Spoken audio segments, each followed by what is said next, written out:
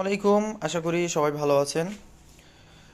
সামনে দেখতে পাচ্ছেন যে আমি রিং নেক শিট মিক্স তৈরি করব আবারও। এখানে টোটাল আছে 105 কেজি। সবগুলোই রোদ্রে শুকিয়ে আবার প্যাকেজিং করে আবার নিয়ে আসা। তো টোটাল 105 কেজি আজকে তৈরি হবে। এর আগে বানিয়েছিলাম 80 কেজি, কিন্তু এবার একটু পরিমাণ বাড়িয়ে দিব, কারণ আপনাদের অনেক চাহিদা বা আপনারা অনেকেই নিচ্ছেন। তো আমি এই যে 105 কেজি যে তৈরি করব এর পুরো এখানে লিস্ট আপনারা অনেকে জানতে চান। অনেকে আমাকে ফোন দিয়ে বারবার বলেন, ভাই কিভাবে বানাইলেন এত কেজি, কিভাবে তৈরি করলেন, আর কোনটা কত পরিমাণে দিলেন, একটু যদি বিস্তারিত বলতে পারতেন।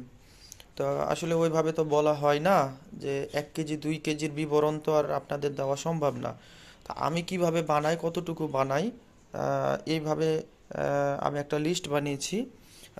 এই যে সূর্যমুখী 20 কেজি আছে, তারপরে কুসুম ফুল 15 কেজি আছে, কুসুম ফুলের বীজ।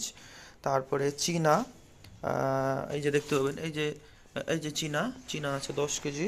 তারপরে সূর্যমুখী বিদেশি 6 কেজি।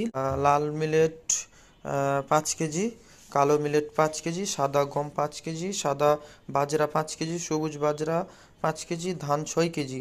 একটা জিনিস আপনাদের এখানে বলি, যে আমি এতগুলো 105 কেজিতে মাত্র ধান দিচ্ছি মাত্র 6 কেজি। কিন্তু আমি লক্ষ্য করছি যে আপনার এই ঢাকার সাইডে বা দোকানে যে মিক্সগুলো পাওয়া যায়, এই মিক্সগুলোতে মোটামুটি আপনার হচ্ছে ধানের পরিমাণ প্রচুর, অনেক। আর মানে কি বলবো, আমি যে এটা 190 টাকা পার কেজি দিচ্ছি সে তুলনায় অনেক বেশি ধান ওর ভেতরে থাকে। তো এখানে আমি মাত্র 6 কেজি ধান দিচ্ছি। আর এই যে থাই বাদাম, যেটা থাইল্যান্ডের যেটা বড় বাদাম, থাই বাদাম, এটা আমি দিচ্ছি 3 কেজি। আর লাল দেশি বাদামটা দিচ্ছি 2 কেজি। আর রাজমা দিচ্ছি 3 কেজি, লাল রাজমা দিচ্ছি 2 কেজি। মরিচ থাকছে 1 কেজি। লাল বাজরা 3 কেজি, গোটা ভুট্টা 5 কেজি। গোটা ভুট্টা 5 কেজি দিচ্ছি, আর সাদা মিলেট দিচ্ছি 4 কেজি, দিয়ে টোটাল 105 কেজি ওজন হবে। এর মধ্যে এখান থেকে ঝাড়ার পরে, পরিষ্কার করার পরে, বা দেখা যাচ্ছে যে অনেকগুলো বের হয়ে যায়। তা আমি আপাতত আজকে শুধুমাত্র আপনাদের শুধু এটা দেখাইলাম, আমার পরিমাণটা।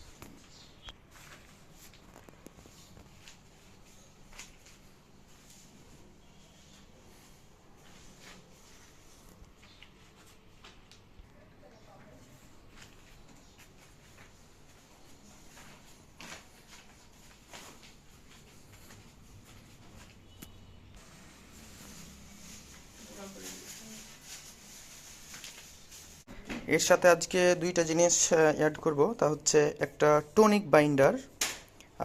আপনারা যদি আম, ইয়ার ভেটেনারি দোকানে যান, যে বলে যে টনিক বাইন্ডার দেন, তাহলে বুঝতে পারবেন এটার কাজ কি। এটার অনেক কাজ, পাখির হজম শক্তি বৃদ্ধি করে, রুচি বৃদ্ধি করে টনিক বাইন্ডার।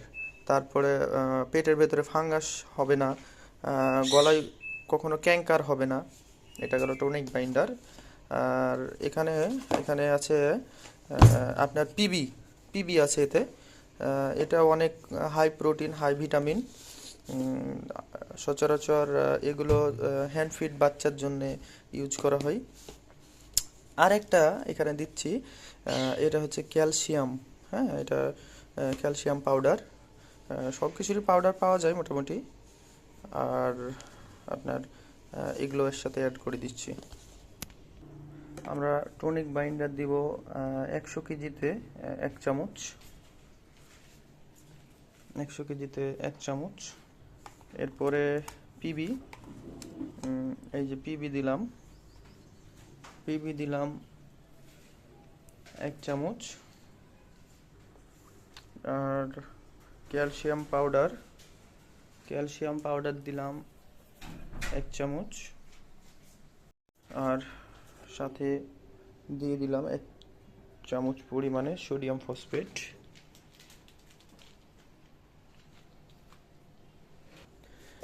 আমি এগুলা অনেক রিসার্চ করার পরেই আমি এগুলো নিজে ইউজ করি আমার পাখির জন্যে। আমি বাইরের অনেক ভিডিও দেখছি, এই ভিডিওতে দেখা যায় যে ওরা অনেক হাই প্রোটিন, অনেক উন্নত মানের মেডিসিন, এগুলো খাবার সফট ফুডে ব্যবহার করে। তো এইবার থেকে আমিও এগুলো ব্যবহার করব বা করতেছি আপনাদের জন্যে, কিন্তু আমি নিজেও ইউজ করি আমার পাখিদের জন্যে। এখানে সব ইম্পর্টেন্ট পাখির প্রয়োজনীয় যে খাবারগুলো, যে মেডিসিনগুলো প্রয়োজন, এগুলো এখানে দেওয়া হয়েছে। আবার অনেকের পাখির ডিম ফার্টাইল হয় না, প্লাস দেখা যাচ্ছে যে ওই সময়ে সিডমিকের সাথে লিভার কড অয়েল ইউজ করবেন, বা ওটারও আরও কাজ আছে। তো ওটা হয়তো কারো প্রয়োজন পড়লে আমাকে প্রশ্ন করলে আমি এই সিস্টেমটা শিখাই দেবো। তো এখন আমি এটা মিক্সড করি, রেডি করব। আপনারা দেখতে পাচ্ছেন আমার খাবারটা অলরেডি রেডি হয়ে গেছে। এটা আমি আবারও বলে দিই, এটা রিংনেক, আলেকজান্ডার, শানকুনোর, কুনোর, এদের টপ কোয়ালিটির খাবার। যতটুকু প্রয়োজন এদের ফ্যাট প্রয়োজন ততটুকু দেওয়া আছে, যতটুকু এদের ভিটামিন প্রয়োজন, মিনারেল প্রয়োজন, এতটুকু পরিমাণে এগুলো দেওয়া আছে। আমার দীর্ঘ পাখি পালার অভিজ্ঞতা এবং দীর্ঘদিন থেকে যে পাখি নিয়ে নাড়াচাড়া, ওখান থেকে যে এক্সপিরিয়েন্স তৈরি হয়েছে, ওখান থেকে যে একটা অভিজ্ঞতা তৈরি হয়েছে, আমি ওটার উপর ভিত্তি করে এটা আমি তৈরি করি। আমি আমার পাখিকে নিজের খাবারটা সার্ভ করি। এবং রিসেন্ট আপনারা আমার সাথে লেনদেনের সাথে পাখি নেওয়ার সাথে সাথেও কি আপনারা আমার কাছ থেকে খাবারটা আবদার করেন। তো সেক্ষেত্রে শুধুমাত্র আপনাদের কথা চিন্তা করেই আমি বিগত হয় এই 1 মাস থেকে বেশি কোয়ান্টিটিতে তৈরি করছি। আমি যে আমি যা নিজে ইউজ করি, আমি যা পাখিকে খাওয়াই, আমি ওগুলোই আপনাদের সাথেও শেয়ার করি। তো এখানে যতগুলো দেখতেছেন, আপনারা যদি লক্ষ্য করেন, একদম এই যেই কোনো জায়গাতেই আপনি হাত দেন না কেন এক কোয়ালিটি পাবেন। এই যে দেখেন কোয়ালিটিটা আপনারা লক্ষ্য করেন তাহলে বুঝতে পারবেন। একটু পরিমাণে ময়লা নাই, ধুলা নাই, বা খাবারের পরিমাণ একদম শতভাগ। আর এখানে দেখবেন যে ধান অতিরিক্ত থাকে, আমি নিজেও ঢাকা থেকে কিনে নিয়ে আসছি। তো পরিমাণে ধান অনেক, কিন্তু এখানে দেখেন সূর্যমুখী, কুসুম ফুল, তারপরে আরও অন্যান্য যে জিনিসগুলো দেওয়া আছে। শুধু এখানেই না, আমি এই জায়গাগুলো দেখাই। এই যে দেখেন, এই যে দেখেন, আমি সব জায়গাতে হাত দিয়ে দিয়ে দেখাই আপনাদের। আপনারা জিনিস নেবেন, টাকা দিয়ে জিনিস নেবেন, পাখিকে জিনিস খাওয়াবেন, তো দাম দিয়ে যদিও খাওয়ান, কিন্তু কোয়ালিটিটা তা মেনটেন করতে হবে। তো এই জিনিসটা থেকে অবশ্যই আমি আমার মানবতার জায়গা থেকে আপনাদের জন্য সার্ভ করি। এই যে দেখেন, যেখানেই যাবেন, মিডিলেই যান, এই যে দেখেন, মিডিলে যে কোনো জায়গাতে আপনি হাত দেন একই কোয়ালিটি। আমি আপনাদের দেখাই। এই যে দেখেন লাল রাজমা, এই যে সাদা রাজমা, তারপরে এই যে ইন্ডিয়া যে থাই বাদাম, এই যে থাই বাদামটা, আবার এটা হচ্ছে দেশি লাল বাদামটা, তারপরে এই যে দেখেন ভুট্টা, এই যে মরিচ, তারপরে এই যে দেখাই, এটা হচ্ছে আপনার ধান, এই যে সূর্যমুখীর বীজ, এই যে কুসুম ফুলের যেটা দেশি বীজ এটা, আর সূর্যমুখীর এই যে বিদেশি যেটা, এই যে এটা, তারপরে এই যে গম আছে, এই যে গম, হ্যাঁ এগুলো আসলে ছোট, তারপরে দেখাচ্ছি। এই যে কালো, একটু দাঁড়ান,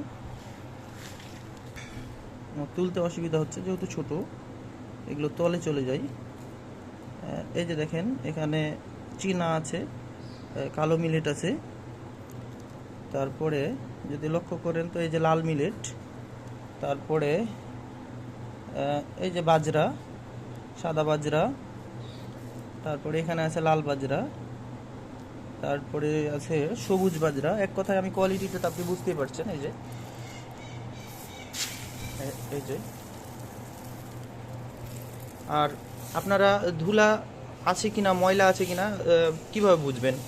দেখবেন, এই যে দেখেন, এই যে দেখেন, তাহলে বুঝতে পারবেন। এখানে ময়লা থাকলে, ধুলা থাকলে উঠতো, হ্যাঁ, এটা হচ্ছে তার বোঝার ইয়া।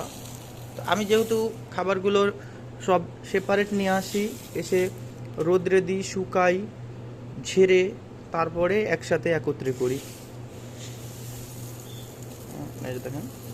তো ধন্যবাদ আপনাদের। আশা করি আপনাদের প্রশ্নের আমি উত্তরগুলো দিতে পেরেছি এবং আমার কোয়ালিটিটা আপনাদের সামনে উপস্থাপন করতে পেরেছি। আসসালামু আলাইকুম।